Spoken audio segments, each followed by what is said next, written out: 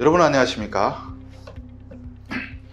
오늘 시간에는 저번 시간에 모셔서 얘기를 들었던 신영무역 키즈약밤 신경순 사장님 다시 모셨습니다. 솔직히 이거 같은 날에 찍는 건데 저 부산 양산이죠. 네. 양산 먼 곳에서 1년 만에 오신 분을 또 하나만 찍고 보내긴 좀 그래가지고 또 다른 얘기도 재밌는 얘기들이 많아요. 그래서 제가 한 번 더 지금 자리를 마련했고요. 그래서 지난 시간에 얘기하던 중에 보면 한국에 와서 하나원에서 나와서 다음날 출근했는데 네. 예전에 한국 통역 일을 했다 뭐 이런 얘기 했지 않습니까? 네. 그래서 어떻게 돼서 밤을 가지고 여기다 승부를 보게 됐는지, 어떻게 돼서 밤에 살고 밤에 죽는 여자가 됐는지 그 뒷배경을 알아보기 위해서 오늘 또 시간 마련했습니다. 그래서 쭉 살아오던 얘기, 어떻게 성장했는지, 그리고 그 성장할 수 있는 뒷배경에는 어떤 것들이 있는지 우리 한번 얘기를 나눠보도록 하겠습니다.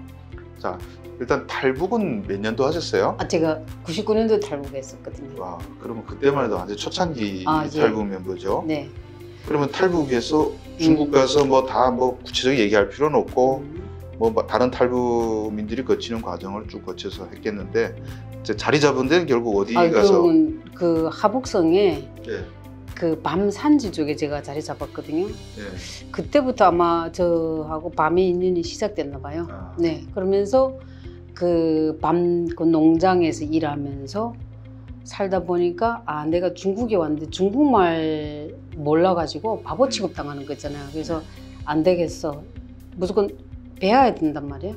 그래서 제가 그때 동네 책 살 돈도 없어요.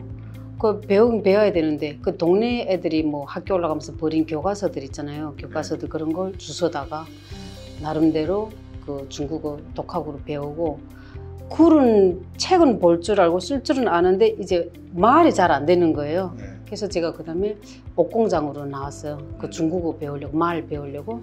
그래서 그 옷공장에서 일하다가 또 우연하게 마침에 공장 옆에 이게 그 냉장창고도 농산물 수출하는 회사가 옆에 있었어요. 그래서 거기서 또 마침 한국 쪽에 그 수입하시는 사장님이 오셨는데 또 그때 당시 어떻게 조선 쪽 통역이 또 안 왔어. 그러다 보니까 좀 엄청나게 좀 힘들었나 봐요. 이게 소통하는데. 그래서 그쪽에서 그 사장님이 어떻게 제가 이 옆에 옷공장에 북한 여자가 와서 일하고 있다는 걸 되게 알고 어느 날 찾아오셨어요. 그래서 우리 좀 도와달라. 그래서 그게 인연이 돼가지고 한국하고 제가 가서 통역을 하게 된 거예요? 네.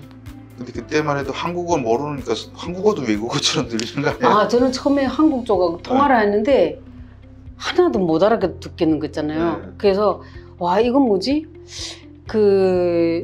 분명히 한국말인데 이 톤이 좀 억양이 또 다르잖아요. 또 부산 억양은 또 그렇죠. 부산 억양이 사실 또 듣기 좋지 않나요? 아무튼. 예. 아무튼 처음엔 좀 많이 당황했었거든. 근데 그게 좀 이제 차츰 듣다 보니까 그 다음에 이제 좀 자연스럽게 대화가 좀 됐고요. 예, 그게 인연이 되었어요. 그러니까 중국의 파는 회사에 고용돼 가지고 한국 바이어들하고 통역을 그렇죠. 하는 거죠. 네네네. 그러다가 신뢰를 또 쌓으면서 어떻게 그다음에 계속 통역만 하셨어요? 그렇죠. 그러니까 한국 쪽 회사 사장님이 그때 마침 그 조선족 통역이 있었는데 일 도와주던 분이 있었는데 이분이 뭔가 믿음이 안 갔었나 봐요. 그래서 이 사장님이 한번 저를 테스트 해보신 거죠. 저한테 모든 걸 이렇게 맡겨놓고 밤 시장 상황에 대해서 보고해라 했는데 제가 진짜 저는 두 발로 뛰어다니면서 그대로 있는 사실 그대로 저는 사장님한테 다 보고 드렸고 그 다음에 그 사장님이 몇 개월 저를 지켜보시더니 그 다음에 본격적으로 저한테 모든 업무를 맡기셨어요. 한국 사장이? 네. 그러면서 그때 당시 그런 어떤 사람들이 있었냐면 중국 사람들 저보고 모르잖아요. 한국은 모르잖아요. 현지 상황 가격에 대해서. 그래서 저를 보고 돈 버는 것도 한때다. 때는 기회는 잡아야 된다. 이럴 때 우리가 가격을 좀 더 뻥튀기 해가지고 한국 사장님한테 보고 드려도 모르지 않겠냐. 근데 저는 그때 제가 한국 사장님한테서 받은 월급이 위안화로 1,400원이었거든요. 그러면 한 20만 원 정도였는데 저는 그 월급보다도 저를 믿고 막 그 업무를 맡겨서 너무 가분한 거예요. 고마워가지고 저는 1%도 단 1%도 거짓 보탬 없이 사실 그대로 사장님한테 보고 드렸고, 예, 그다음에 그렇게 업무를 했었거든요. 그 업무라 하면 거기도 또 밤 생산 농장들이 많잖아요. 네네. 그럼 제가 생각에는 사장이 요 어떤 규격의 어떤 종류의 네. 밤이 어디 가서 찾아내라. 네. 그럼 또 가서 찾아내고 그렇죠. 네. 그 질이 이번에 받아올 게 질이 좋냐 나쁘냐 판단해라 하면 또 판단하고 그렇죠. 뭐 이런 식으로 예. 한 몇 년 일하셨어요? 한 2년 정도 일했어요. 일했어요. 네. 그렇게 하다가 그 다음에 이렇게 좀 2008년도에 2007년도 초였어요. 그 한 회사가 그 클림 걸린 거예요. 한국으로 수출 나가는 그 물건이 좀 하자가 생겼거든요. 그래서 이 문제 때문에 한국 쪽에서 이렇게 바이어 사장님 오셨는데 그러다 나니까 그쪽에서 뭔가 제대로 원만한 해결이 안 됐거든요. 그러니까 그 다음에 저한테 어떤 오다가 떨어졌냐면은 다음번 오다는 그 회사 절대 주지 말라 하다 보니까 2007년도 가을에 햇밤이 들어가야 되는데 그 회사를 안 줬어. 그러니까 그 회사 쪽에서 그 사장님 절 찾아오신 거예요. 왜 다른 회사는 오다를 주면서 우리는 안 주냐. 그 저는 사실대로 말했죠. 당신네들 초범에 들어간 물건이 클림 걸렸는데 그게 제대로 안 돼서 어찌 이렇게 돼서 이렇게 됐다 하니까 그 중국 사장님이 저한테 그다음에 협박하시는 거지. 오다를 안 주면은 내가 북한에서 어떻게 중국 왔는지는 우리는 모르겠지만 우리는 너를 다시 북한에 보낼 수 있다 이렇게 한 거예요. 그래서 저는 솔직히 갈림길에서 저는 내릴 수 있는 게 없어. 둘 중에 하나예요. 그 불량 그 회사에 오다를 주느냐 주게 되면 저는 북송 안 당할 것이고 그 다음에 안 주면은 주면은 북송 안 당하고 안 주면은 북송이고 그 저는 둘 중에 하나 저는 북송을 택했죠. 당신들 알아서 하세요.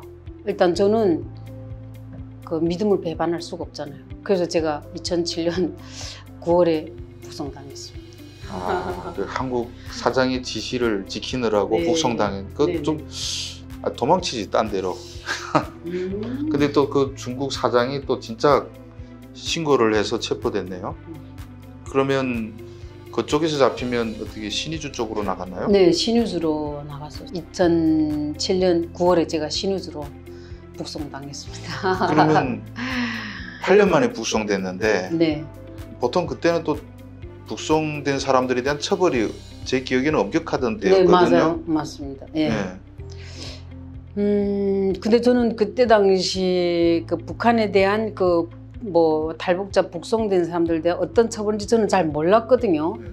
하다 보니까 일단은 그냥 북송 당하지만은 저는 또 한가 또 그런 기대라는 게 있나? 내 고향 땅인데 그리고 실질적으로 우리는 뭐 북한에서 뭐 범죄 뭐 하고 뭐 도망 온 사람들은 아니잖아요. 그냥 그 먹고 살기 위해서 온 사람들이니까 간대하게 이렇게 생각을 한 거예요. 참 철없었죠. 근데 신의주 땅 딱 밟으니까 참 내가 잘못 생각했구나. 그 몇 년 만에 온 고향인데 너무 그 살벌한 분위기 그리고 더하면 더했지. 제가 99년도 첫 탈북했을 때보다는 상황이 더 열악한 거예요. 그래서 그때 제가 내가 바보지 됐구나. 한국으로 갔어야 되는데. 그래서 그러면서 동시에 무슨 생각 들었냐면요. 제가 무조건 나는 이제는 한국 갈 것이다. 무조건 재탈북해서 이제는 한국으로 갈 것이다. 왜냐하면 중국에서 저는 나름대로 열심히 살았단 말이에요. 하지만 우리는 그 불법 체류자라는 신분 때문에 결국은 북송당했잖아요. 그래서 근데 뭐 다 잡힌 사람들은 꼭 살아나가야지 하고 생각하는데 네. 살아나기가 쉽지는 않잖아요. 그렇죠. 근데 2007년에 잡혀가서 2008년 8월에 오면 비교적 빨리 온 건데 빨리 왔죠. 어떻게 감옥 교화소 몇 년씩 보내던 때였는데 어떻게 살아났어요? 그 조사받잖아요. 그 신의주 지켜서 딱 나가면은 그 조사받을 때 그 소장이 야 너는 중국에 살면서 뭐 했어? 이렇게 당연한 거잖아요. 그래서 제가 그 중국의 그 회사에 있으면서 이렇게 뭐 밤을 이렇게 동남아 쪽이라든가 이런 쪽으로 수출 나가는 업무를 맡았다. 한국이라면 안 되니까. 안 되죠. 네, 동남아라고 했구나. 네. 그거는 이제 그래서 동남아 쪽에 그 수출 나갔다 하니까 거짓말 하는 줄 알았어. 솔직히 내가 과연 거기서 중국 땅에서 하북성에서 그 북경 그 근처거든요. 거기서 내가 과연 어떻게 내가 수출 업무를 할 수가 있었냐 이렇게 된 거예요. 그래서 아무튼 그 업무에 대해서 제가 뭐 말 얘기를 했어. 예, 하니까 안 믿을래 안 믿을 수가 없는 거야. 그리고 그러면서 뭐라냐면 너 그럼 돈 많이 벌었겠네 이러는 거예요. 그래서 네, 좀 벌었습니다 했어. 하니까 얼마나 벌었어 이렇게 됐어요. 그래서 한 몇십만 불은 벌어놨습니다 했거든요. 뻥쳤겠네요. 예, 뻥쳤죠. 왜냐면 거기에서 제가 딱 간파를 했어. 아, 소장이 어떤 의미에서 물어보는 거. 그래서 돈, 포인트는 돈. 그래서 돈 벌었다고 하니까 소장이 그 다음에 하는 말이 뭐냐면요. 돈 뭐 네가 그렇게 많이 번들 어차피 가지고도 못 나온 거 바보짓만 됐네 이러는 거예요. 그래서 제가 거기서 뭐라 했냐면요. 소장님 돈 버는 재간이 있으면은 나오는 내올 재간도 있지 않겠습니까? 했거든요. 그러니까 그 인상이 확 달라지는 거예요. 제 표정처럼 갑자기 입이 벌어졌겠네. 예. 그러면서 그 다음부터는 엄청 이렇게 톤이 유아스럽고 부드럽고 저를 대하는 태도가. 그리고 그 아침마다 오전에 제가 그 2시간씩 이렇게 일광욕 하잖아요. 간수들 그 제수들 다 모아놓고 거기서 노골적으로 뭐라냐면 야 너네 봐 신경순이는 중국에 가서 이렇게 그 수출 회사에서 수출 업무까지 다 했었어. 너희들은 중국 땅에서 뭐 했냐고 이렇게 남들 욕하면서. 그렇죠. 그 소장이 직접 다 저에 대해서 이렇게 좀 칭찬해주고 저를 대하는 태도가 좀 많이 부드러워지니까 그 간수들도 따라서 그 분위기가 다 저한테 좀 많이 호의적이었거든요. 좀 쉬운 일 시키고 막 그래요? 그렇죠. 그 자꾸 저하고 대화하고 싶어 하고. 어떤데요? 뭐 중국 생활이 어땠냐. 그리고 예전 같지 않다. 북한 생활이 예전 같지 않으니까 힘들다. 예, 힘들다. 우리도 좀 나눠주라. 아마 그랬겠죠. 이거 그 처음 듣는 분들은 아마 배경 잘 모르실 텐데 북한에서 그냥 그때 가장 성공한 직업이 외화벌이 일꾼이었거든요. 외국 나가서 수출입 업무하는 사람들이 달러를 만질 수 있기 때문에 최고의 인기 직업이었는데 북송돼 온 여성을 딱 보니까 이건 뭐 중국 회사에 앉아서 국제무역을 했다고 하니까 눈이 뒤집어진 데다가 수십만 달러 있다고 하니까 소장이 그냥 사심이 든 거죠. 그러니까 감옥에 보내면 그 돈을 못 받을 거 아니에요. 좀 몇 년씩 받고 죽으면 어떡해.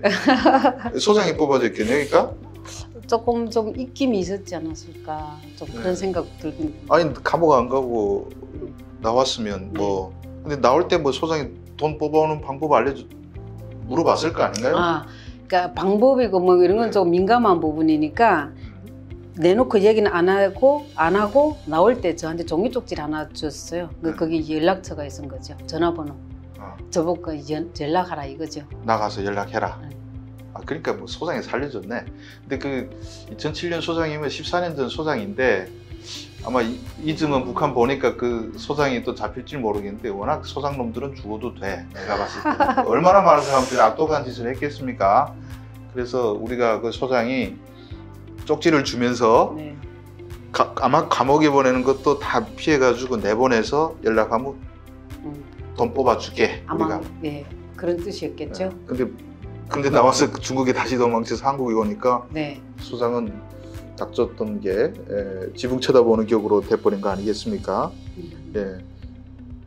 자, 그래서 중국에 와서 그 다음에는 이제는 한국이 무조건 가야 되겠다 이렇게 생각하고 온 거죠.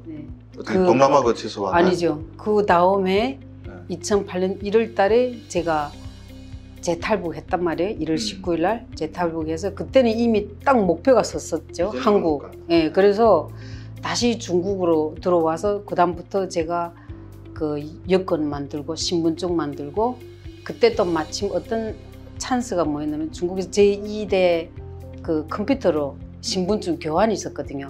그래서 제가 다른 사람 그 이름으로 제 사진 찍고 그러니까 위조 여권을 만들어서 당당하게 들어왔다는 거예요? 그러면 어디로 들어왔어요? 그냥 북경공항에서 그냥 부산 김해공항. 김해공항. 그러니까 저는 제대로 된 여권 가지고 말만 안 했으면 그냥 중국 사람이 사업차로 오는 거예요. 그렇죠. 그러니까 저는 위조 여권이 아니에요. 신분증도 제대로 된 신분증. 그걸 여권 발급받아가지고 그다음에 비즈니스 초청 비자 받아가지고 이렇게 올 때도 제가 중국 사람들 3명 같이 대등해서 사업차로 이렇게 들어왔거든요. 김해공항 와서 바로 아니죠. 모르잖아요. 지금 네. 뭐 이게 한국 그 어떤 절차를 받아야 저는 하나도 모르니까 한국 왔어. 그 모르니까 또 뭐 하나원 있는지 뭔지도 몰라요. 한국에 와서 한 일주일 동안 부산 시내 돌아다녔죠. 무역 업무 하면서 예. 이 일은 일대로 네. 하고 그다음에 그러는 거예요. 경찰서 가서 자수해야 된다 해서 제가 그때 연제 경찰서 찾아갔었죠. 난리 났죠, 연제 경찰서.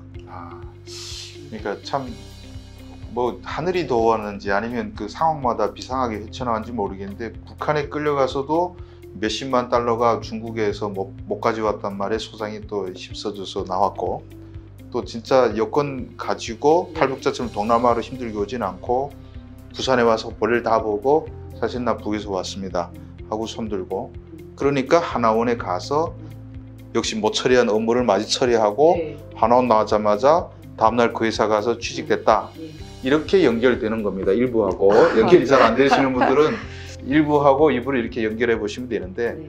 뭐 그 외에도 뭐 자세하게 들을 얘기도 많지만은 일단 벌써 시간이 너무 많이 지나가서 긴 얘기는 못 드리겠고요. 예, 일단 그 어쨌든 키즈 약밤으로 성공을 해서 한국의 북한 여성분이 최초로 IT 업계에 뛰어들어 가지고 온라인에서 밤을 파는 첫 전례를 만들었고 작년도도 50%의 매출 상승을 이뤘고 세금도 엄청나게 수천만 원씩 내고 수천만 원씩 또 기부하는 그런 삶을 살고 계시는 신영무역 키즈 약밤 신경순 대표님 오늘 모시고 이야기를 나눠봤습니다. 긴 시간 동안 이야기해 주셔서 감사드립니다. 네. 앞으로도 번창하시기 바랍니다. 네, 감사합니다.